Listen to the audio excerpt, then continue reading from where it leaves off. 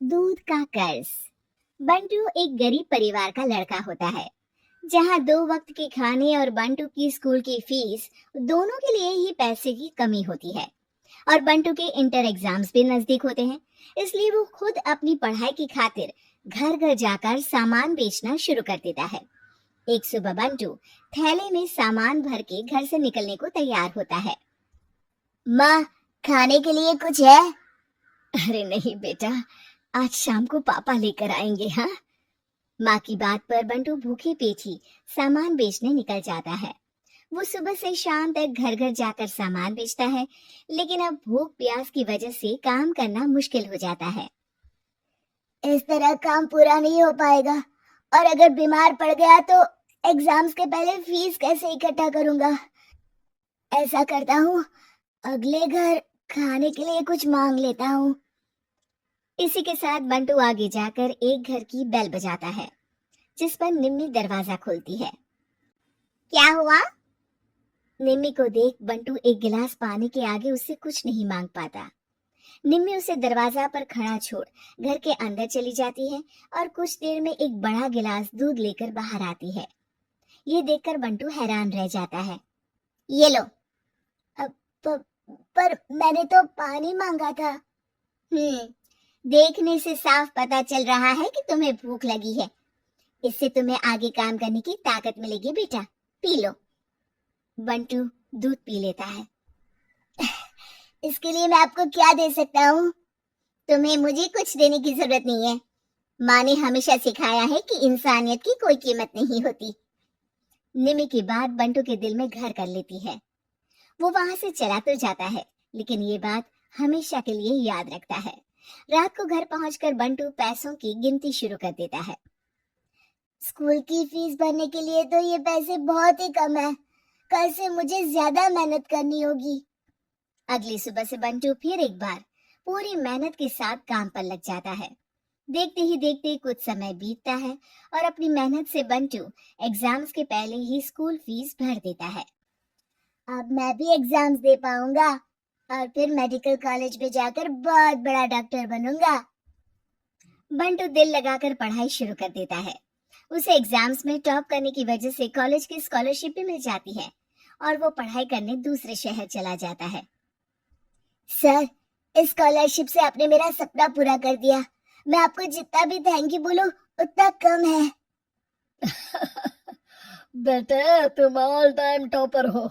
तुम जैसे bright student को अपने कॉलेज में एडमिशन देना हमारे लिए प्राउड की बात है। हमें पूरा भरोसा है कि एक दिन तुम अपने नाम के साथ साथ इस कॉलेज का नाम भी बहुत रोशन करोगे। इसी तरह 15 साल बीत जाते हैं और बंटू अपने शहर का मशहूर डॉक्टर बन चुका होता है। डॉक्टर, एक लेडी का कॉम्प्लिकेटेड केस आया है, जिस पर स्टडी करने के लिए सीनियर डॉक्टर ने सबको मीटिंग रूम में बुलाया है। केस की डिटेल्स क्या है? बंटू के पूछने पर नर्स उसे लेडी की सारी डिटेल्स बताती है, जिस पर बंटू उसके शहर का नाम सुनते ही चौंक कर भागता हुआ उसके कमरे में पहुंच जाता है, जहां वो निम्मी को देखते ही पहचान लेता है। उसके पीछे पीछे नर्स भी वहां पहुंच जाती है। नर्स, इनकी सारी रिपोर्ट्स मुझे अभी चाहिए और अब से इनका केस मैं ही हैंडल करूंगा। पर डॉक्टर, ये केस बहुत कॉम्प्लिकेटेड है। आज तक कोई भी डॉक्टर इनकी बीमारी तक नहीं पहचान पाया और दूसरे शहर वालों ने तो इनके बचने की उम्मीद ही छोड़ दी थी। तुम्हें आगे कुछ भी बोलने की जरूरत नहीं है। मैंने जो कहा बस वही करो।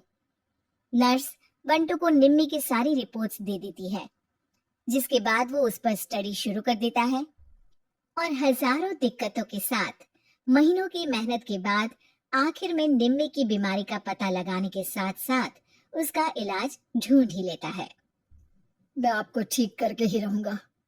अब बंटू अपने को डॉक्टर्स की मदद से दिन रात एक करके निम्मी के इलाज में जुट जाता है, जिसमें वो कभी दूसरे हॉस्पिटल के स्पेशलिस्ट को, कभी किसी मल्टी स्पेशलिस्ट को बुलाकर निम्मी का चेकअप कराता रहता है।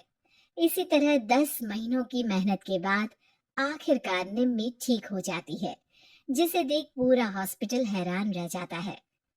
वाह डॉक्टर, आपने तो बिल्कुल नामुमकिन को मुमकिन कर दिखाया। यही तो हम डॉक्टर का काम है। सुनो, इनके डिस्चार्ज के वक्त बिल के फाइनल प्रोसीडिंग से पहले उसे मेरे पास जरूर लेकर आना। कुछ ही हफ्तों में निम्मी के डिस्चार्ज होने का वक्त भी आ जाता है। निम्मी नर्स से बिल के बारे में पूछती है। पेपर सारे तैयार हैं, आप तैयार हो जाइए, तब तक मैं बिल की कॉपी भिजवाती हूँ। नर्स बिल लेकर पहले बंटू के पास जाती है, जिस पर वो बिल देखकर उस पर कुछ लिखता है और नर्स को वापस कर देता है। नर्स उसे निम्मी के पास भेज देती है और बिल हाथ में आते ही निम्मी उसे देखने से पहले ही परेशान हो जाती है।